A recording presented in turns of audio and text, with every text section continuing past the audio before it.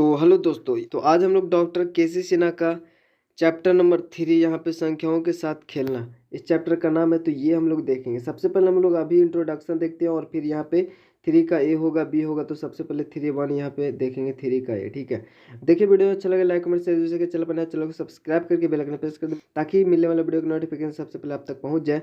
और यहाँ पे आपको सबसे पहले इंट्रोडक्शन और फिर यहाँ पे क्वेश्चन आंसर बहुत बेहतरीन तरीके से बताया जाएगा, तो इसलिए इसके लिए टेंशन ना ले, बिल्कुल आपको समझ में आएगा। कोई दिक्कत हो तो आप कमेंट बॉक्स में लिख सकते हैं। तो यहाँ पे देखिए संख्याओं के साथ खेलना है, तो इसमें हम लोग बात करेंगे सबसे पहले गुणज के बारे में। ठीक है, तो गुणज क्या होता है एक्चुअली, तो दो संख्याओं का गुणनफल, दो संख्याओं का गुणनफल उन दो संख्याओं में प्रत्येक का गुणज कहलाता है। और इसको आप याद रखें। ठीक है, जैसे कि ये दो संख्या है 5 गुना 4। ठीक है, तो ये 5 चौ 20 हुआ ना, तो ये दो संख्याओं का गुणनफल, ये 20 को हम लोग बोलेंगे गुणनफल, प्रोडक्ट हुआ। ठीक है, इस दोनों से मिलके ये बना। ठीक है, तो ये गुणनफल हुआ। तो ये 5 के लिए भी ये गुणज है और 4 के लिए भी गुणज है। ठीक है, तो 20 एक गुणज है 5 का भी और 4 का भी।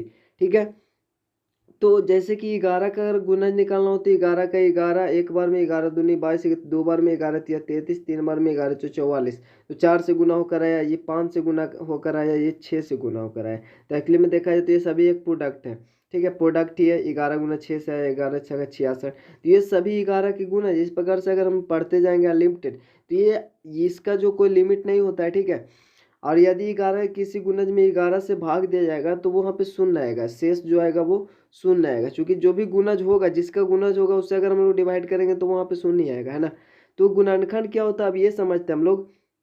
तो गुणनखंड मतलब फैक्टर। तो यदि दो, या जैसे कि हमने ऊपर अभी देखा ना, ये जो हमारा गुणनफल था और इसको बोलेंगे गुणनखंड। 5 और 4 जो है 20 का गुणनखंड है। ठीक है, तो ऐसा होता है गुणनखंड। तो यदि दो या दो से अधिक संख्याओं को गुना किया जाए तो उनमें से प्रत्येक संख्या को उनके गुणनफल का गुणनखंड कहते हैं। ठीक है, तो गुणनफल का गुणनखंड कहते हैं। जैसे ये देखिए 2 और 3 और 4 में आपस में हमने गुना किया, तो यहाँ पे जो गुणनफल आया, तो इनमें से प्रत्येक संख्या जो भी है ना, ये वाला, तो ये गुणनफल का, ये इधर वाला का ये गुणनखंड हुआ। 2 3 4 जो भी है। ठीक है, तो 24 का ये गुणनखंड हुआ। ठीक है, तो गुणनफल का गुणनखंड कहते हैं। और ये भी क्लियर हो गया। तो ये सब सिंपल चीज़ है।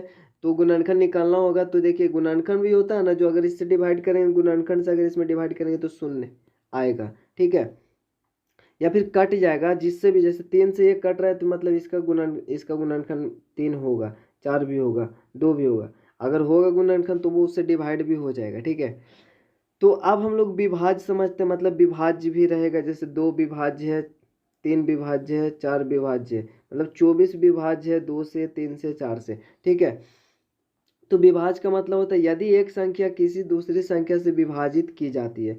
ठीक है, अर्थात यहाँ पे शेष शून्य होगा और शेष शून्य मिलता है, तब वह संख्या दूसरी संख्या से विभाज्य कही जाती है। शून्य नहीं मिलेगा तो नहीं कहेंगे। ठीक है, तो इतनी सारी चीज़ें था और ये हम लोग मतलब इसको ध्यान में रखेंगे। और सम और विषम सबको पता है। सम को वैसे हम लोग कई तरीके से बता सकते हैं। तो जिसमें 2 से डिवाइड लग जाए वो सम होगा। ठीक है, जिसमें 2 से डिवाइड नहीं लगेगा वो विषम होगा। या फिर हम ऐसे भी बता सकते हैं गिनती की संख्याएं जो 2 के गुणज है, तो 2 के गुणज जो भी है वो 2 से कटेगा ही। ठीक है, जो भी 2 का गुणज होगा वो 2 से तो डिवाइड लगेगा ही उसमें। ठीक है, 2 से विभाज्य होगा। तो वैसे भी बोल दो चाहे ऐसे बोले। ठीक है, बात एक ही है। तो जो 2 के गुणज है, 2 4 6 8 10 12, इस प्रकार से 2 2 ऐड करते जाओ, या फिर 1 से गुना करो, फिर 2 से, 3 से, 4 से, 5 से, इस प्रकार से। तो जो भी संख्या आएगा वो सभी सम होंगे। ठीक है, इस प्रकार से इत्यादि सम संख्या हैं। ठीक है, गिनती की संख्याएं जो 2 के गुणज नहीं, अर्थात जो 2 से डिवाइड नहीं होंगे, वो विषम संख्याएं कहलाती है। जैसे 1 3 5 9 7 11, ये 15 हुए इत्यादि विषम है। ठीक है, और अब हम लोग, ये तो सिंपल चीज़ें थे। अब हम लोग गुणनखंड अपवर्त में थोड़ा सा इसके बारे में जानते हैं कि प्रत्येक संख्या अपना ही गुणनखंड होती है। ठीक है, प्रत्येक संख्या, जैसे 4 है तो 4 का गुणनखंड की बात किया जाए तो उसमें 4 भी एक है। ठीक है, और 4 तो हुआ, तो प्रत्येक संख्या अपना ही गुणनखंड होते हैं, तथा एक प्रत्येक संख्या का गुणनखंड होता है। चाहे जो भी संख्या हो उसमें एक गुणनखंड हो गए।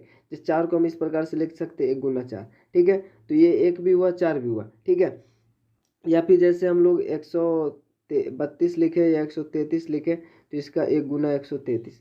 तो 1 गुना 133 अगर हम लिखें तो इसमें एक गुणनखंड ये हुआ, एक गुणनखंड ये हुआ। ठीक है, तो ये कोई भी संख्या हो अपने आप में ये भी एक गुणनखंड हुआ।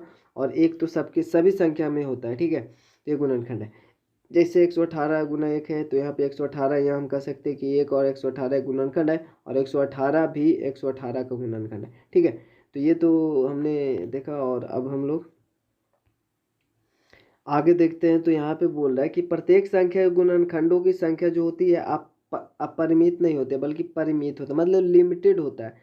गुणनखंड तो लिमिटेड होगा, 32 का अगर हम लोग गुणनखंड निकालेंगे तो उसमें लिमिट होगा ना, कि मतलब 3 को 4 को 5 को 6 को जो भी आएगा, ठीक है, तो वो लिमिटेड होगा। जैसे अगर 4 का गुणनखंड निकालेंगे तो 4 का गुणनखंड निकालें तो 1 होगा, 2 होगा और 4 होगा, बस इतना ही होगा। एक से ये एक तो सभी में रहता है, 2 से भी एक कट जाएगा और 4 से भी एक कट जाएगा। ठीक है, इस प्रकार से तो लिमिट होता है इसका, परिमित होता है, परिमित होती है, और प्रत्येक गुणनखंड संख्या से छोटा या अधिक से अधिक बराबर होता है। ठीक है, प्रत्येक गुणनखंड जो भी आएगा, जैसे हमने अभी 4 ही का एग्जाम्पल लिया तो 1 आया, 2 आया, 4 गया, तो जो भी होगा वो संख्या से, जो 4 है ना संख्या, उससे या तो छोटा ही होगा, और ज़्यादा अगर होगा तो ज़्यादा से ज़्यादा वो बराबर होगा, यानी 4 ही होगा, उससे ज़्यादा नहीं होगा गुणनखंड। ठीक है, संख्या से बड़ा नहीं होगा। तो किसी संख्या के सभी गुणनखंड जो एक और संख्या के अतिरिक्त होते हैं, ठीक है, किसी संख्या के सभी गुणनखंड जो एक और संख्या के अतिरिक्त होते हैं उचित सम गुणनखंड कहलाते हैं। ठीक है, एक और जो संख्या होता है ना उसके अतिरिक्त जो भी गुणनखंड होता है उसको हम लोग उचित यानी सम गुणनखंड कहेंगे। और एक संख्या जो है वो स्वयं, यानी कि एक और संख्या जो स्वयं है, खुद है, जैसे 4 का एग्जाम्पल लिया तो 1 और 4 खुद संख्या के अनुचित यानी कि विषम गुणनखंड कहलाते हैं। किसी संख्या का न्यूनतम गुणनखंड 1 होता है, ये हमने अभी देखा, और महत्तम गुणनखंड स्वयं संख्या होती है। ठीक है, अब संपूर्ण संख्या जो कि अब यहाँ पे लास्ट है। संपूर्ण का मतलब देखिए क्या होता है कि वह संख्या जिसके सभी गुणनखंडों का योग, जितना भी गुणनखंड होगा उन सभी का योग अगर संख्या का दोगुना हो तो एक संपूर्ण संख्या कहलाती है। जैसे 6 और 28 का एक संपूर्ण संख्याएं हैं, क्योंकि 6 का गुणनखंड हुआ 1 2 3 और 6। अब इन सभी को जोड़ेंगे तो 6 का दुगुना आएगा, जैसे कि 12 आया। ठीक है, सभी को जोड़ने पर तो 6 का दुगुना आया, अगर नहीं आएगा तो वो संपूर्ण नहीं होगा। तो इस प्रकार से 28 का भी गुणनखंड यहाँ पे इस प्रकार से इधर दिया हुआ है, सभी को जोड़ने पर 56 आया। तो 56 है तो 28 दूनी 56 दोगुना है, तो अतः अर्थात 28 के सभी गुणनखंडों का योग जो है वो 28 का दोगुना है, इसीलिए 28 एक संपूर्ण संख्या है। और इतना क्लियर हो गया। ठीक है, बाकी हम लोग यहाँ पे क्वेश्चन आंसर के दौरान कुछ बचा कुछ देख लेंगे। निम्नलिखित संख्याओं को सभी गुणनखंड लिखना है तो गुणनखंड निकालना, तो जैसे 20 है तो 20 हमने लिया तो एक तो सभी में रहेगा। ठीक है, एक सब में रहेगा, दो दो से कटेगा, दो दो को 20, 3 से नहीं कटेगा, 4 से कटेगा, 4 हमने लिख दिया, 5 से भी कटेगा, 5 हमने लिख दिया, 6 से नहीं, 7 से नहीं, 8 से नहीं, 9 से नहीं, 10 से होगा, 10 दूनी 10 हमने लिख दिया। ठीक है, फिर उसके बाद 11 12 13 कुछ भी नहीं सूझ रहा तो 20 हुआ तो 20 लिख दिया। ठीक है, तो इतना इसका गुणनखंड होगा। इस प्रकार से हम लोग निकालेंगे, या फिर आप इस प्रकार से भी निकाल सकते हैं, डायरेक्टली इस प्रकार से भी निकाल सकते हैं।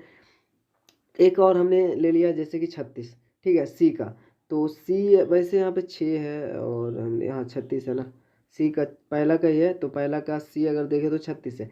तो पहले एक से गुना करेंगे, 36 इकाई 36, फिर 2 से अगर करेंगे तो 18 दूनी 36, फिर 3 से करेंगे तो 12 तिया 36, फिर 36 बराबर, फिर 4 से 9 चौ 36, फिर 4 के बाद कितना में 36 आता है, 5 में नहीं आएगा, 6 में आएगा, तो 6 जगह 36। इस प्रकार से भी कर सकते हैं। अब देखिए, एक हमने पहले लिखा, सबसे छोटे वाला सबसे पहले लिखेंगे, और जो डबल आएगा ऐसा नहीं कि डबल आए तो डबल लिखना चाहिए, यहाँ पे डबल है तो डबल लिखना नहीं, एक ही बार लिखना है। एक हमने लिखा पहले, फिर 2 लिखा इसी में से, फिर 3 लिखेंगे, फिर 4 लिखेंगे, फिर 5 नहीं है 6 लिखेंगे, फिर 9 लिखेंगे, फिर उसके बाद 12 आता है, फिर 18 आता है, फिर 36 आता है। इस प्रकार से हम लिखेंगे। ठीक है, तो इस प्रकार से लिखेंगे तो ये हुआ आता, इसीलिए 36 के सभी गुणनखंड 1 2 3 4 ये जो भी हमने लिख दिया ये आपका आंसर होगा। दूसरा नंबर बनाना तो प्रथम 5 गुणज बोल रहा है तो 5 ही गुणज लिखना है। जैसे 5 हुआ तो 5 इकाई 5, 5 दूनी 10, पंतिया 15, 5 चौ 20, पचरे 25, इस प्रकार से 1 2 3 4 5 हुआ। ठीक है, 5 गुणनखंड तो इसी प्रकार से लिखना है। जैसे हमने एक लिखा है 7 का, तो 7 के साथ 7 इकाई 7, 7 दूनी 14, 7 21, इस प्रकार से 7 चौर 7 25, 5 ही बोला है तो 5 ही बार, तो क्योंकि जो गुणज होता है वो गुणनफल ही होता है तो एक का ये हुआ। ठीक है, तो 7 14 21 28 35। अब हम लोग आते हैं रिक्त स्थान को भरना है, तो यहाँ पे देखेंगे रिक्त स्थानों को भरिए। प्रत्येक संख्या, जो भी संख्या होता है वो प्रत्येक जो होता है ना, प्रत्येक संख्या का गुणनखंड होता है। हमने अभी देखा कि एक जो होता है प्रत्येक संख्या का गुणनखंड होता है, और स्वयं का गुणज होता है, एक जो होता है खुद का गुणज होता है। ठीक है, गुणज का मतलब एक गुना एक एक ही आएगा, ठीक है। तो स्वयं का गुणज होता है। प्रत्येक संख्या गुणजों की संख्या अपरिमित होता है, लिमिटेड होता है। जितना बार हम लोग 2 से गुना करें, 3 से, फिर 4, 5, 6, 7, तो ये गिनती का थोड़ी अंत है। तो इस प्रकार से गुणजों का भी कोई लिमिट नहीं होगा, तो ये होता है। लेकिन जो गुणनखंड होता है उसका लिमिट होता है, ठीक है, परिमित होता है। प्रत्येक संख्या का गुणज या तो संख्या के बराबर होगा, ठीक है, या तो उससे का अधिक होगा। लेकिन गुणनखंड में हमने देखा कि वहाँ पे संख्या से छोटा ही रहेगा या फिर अधिक से अधिक होगा तो वो बराबर रहेगा। लेकिन यहाँ पे ऐसा है। लेकिन किसी संख्या का प्रत्येक गुणनखंड या तो संख्या के बराबर होगा या फिर उससे कम होगा, ठीक है। ये हमने पढ़ा था। किसी संख्या के गुणनखंडों की संख्या जो होगा वो परिमित होता है, लिमिट होता है, ठीक है, लिमिटेड होता है। और एक सभी संख्याओं का गुणनखंड होता है, ये हमने अभी देखा। और दो सभी सम संख्याओं का गुणनखंड होता है, ठीक है। दो सभी, जितना भी सम संख्या उसमें दो होगा ही होगा, ठीक है, गुणनखंड के रूप में। यानी 2 से डिवाइड हो ही जाएगा, जो भी सम होगा। तो 2 से डिवाइड हो रहा है मतलब उसमें 2 गुणनखंड है। अगर 3 से डिवाइड हो रहा है इसका मतलब उसमें 3 गुणनखंड है। जैसे कि 6 अगर 3 से कट जाता है तो इसमें 3 गुणनखंड है। 2 से कट जाता है तो 2 इसमें गुणनखंड है, तो 2 गुना 3, ठीक है, इस प्रकार से 2 गुना 3। तो इस प्रकार से होगा।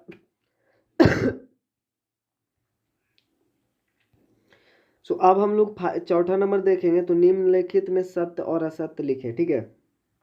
112 गुणनखंड 7 है और 8 है, क्या है? तो हम लोग जांच करने के लिए क्या करेंगे, 7 से इसमें डिवाइड करेंगे और 8 से भी इसमें डिवाइड करेंगे। अगर डिवाइड हो गया तो हाँ है, तो इसको 7 हमने लिख दिया है, वैसे होगा तभी सत्य लिखा होगा, ठीक है। तो जांच करेंगे 7 11 7, 7 से अगर डिवाइड करेंगे तो 7 21 7, 11 में से 7 जाएगा तो 4 बचेगा, 4 और 2 42, अच्छा का 42, ठीक है।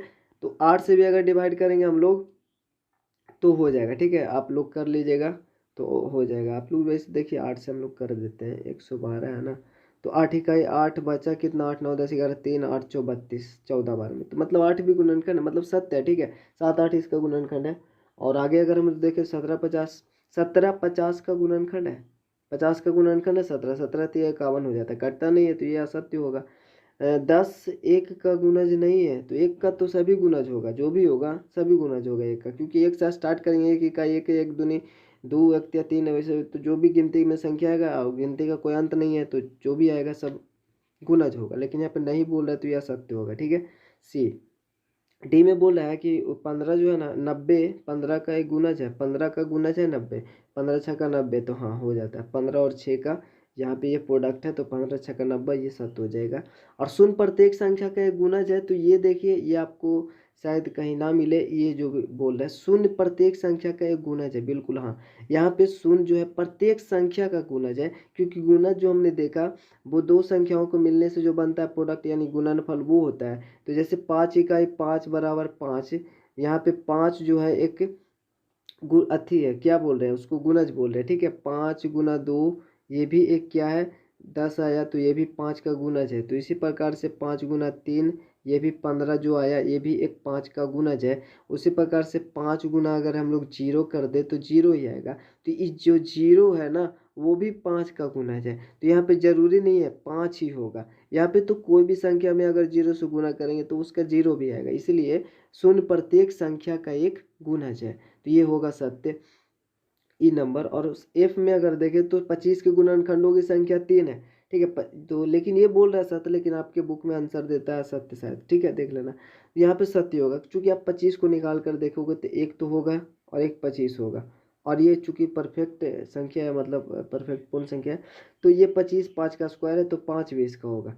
तो 1 होगा और 5 होगा और 25 होगा, ये 3 ही होगा, ठीक है, इसका गुणनखंड। और यहाँ पे ये सत्य होगा, बिल्कुल सत्य होगा। आप लोग देख लिए 3 ही गुणनखंड होगा, इसके अलावा नहीं होगा। और जी में बोल रहा है कि शून्य प्रत्येक संख्या का एक गुणनखंड है, तो ऐसा तो हो ही नहीं सकता। गुणनखंड का मतलब कुछ और होता है, गुणज तो हमने देखा वो सही था, लेकिन गुणनखंड नहीं होगा, तो ये असत्य होगा। चूंकि देखिए शून्य प्रत्येक संख्या का गुणनखंड हो ही नहीं सकता। जैसे 5 का अगर हम लोग बोले कि शून्य गुणनखंड है प्रत्येक संख्या का, तो 5 का भी होना चाहिए। तो 5 का गुणनखंड अगर होगा तो जैसे 8 ही ले लेते हैं, 8 का अगर गुणनखंड होगा तो 0 गुना कुछ 8 उठ होगा, मतलब कुछ इस प्रकार से। तो ऐसा तो पॉसिबल है ही नहीं ना, क्योंकि 0 में किसी भी संख्या से गुना होगा तो वो तो 0 हो जाएगा, तो ऐसा तो हो ही नहीं सकता, ठीक है। तो शून्य प्रत्येक संख्या का गुणनखंड नहीं होगा, तो यहाँ पे हो गया। आप पचमा बोल रहे हैं क्या कि 64 एक संपूर्ण संख्या, अभी हमने देखा संपूर्ण संख्या कि जो भी संख्या का गुणनखंड होगा, ठीक है, जो भी गुणनखंड होगा 64 का, उसको अगर हम लोग जोड़ेंगे तो वो 64 से दुगुना आएगा, तो ये संपूर्ण संख्या होगा, अन्यथा नहीं होगा। तो 64 के सभी गुणनखंड हमने सबसे पहले निकाला, 16 लिख दिया, ठीक है। 64 के सभी गुणनखंड जो भी आया 1 से भी कट जाता है, 2 से, 4 से, फिर उसके बाद 5 6 7 7 से नहीं कटता, 8 से कटता, फिर उसके बाद एक एक ही बार 16 से करता है, फिर 32 से, फिर 64 से, ठीक है। तो ये सारे गुणनखंड हुए। अब इन सभी को अगर हम लोग जोड़े तो ये देखिए इस प्रकार से हमने जोड़ दिया तो 127 आया, जबकि इसका तो 4 दूनी 8 और 6 दूनी 12, 128 होता है, एक घट गया, ठीक है। इसलिए ये संपूर्ण संख्या नहीं होगा। तो 64 के सभी गुणनखंडों का जो योग है वो 64 का 2 गुना नहीं है, ठीक है। अतः 64 एक संपूर्ण संख्या नहीं है, और यहीं पे ये चैप्टर खत्म हो जाता है। देखिए 6th क्लास का ये बहुत दिन पे वीडियो आया है, और ऐसा इसलिए है क्योंकि इस पे कुछ रिस्पॉन्स नहीं आता है, कमेंट वगैरह नहीं आता है, बट जब मन करता है तो हम लोग बना देते हैं। तो अगर वीडियो आपको अच्छा लगा लाइक कमेंट से जरूर से करें, और अगर आपको वीडियो चाहिए तो कमेंट बॉक्स में जरूर से लिखें। मिलता है आपसे नेक्स्ट में, तब तक के लिए जय हिंद जय भारत।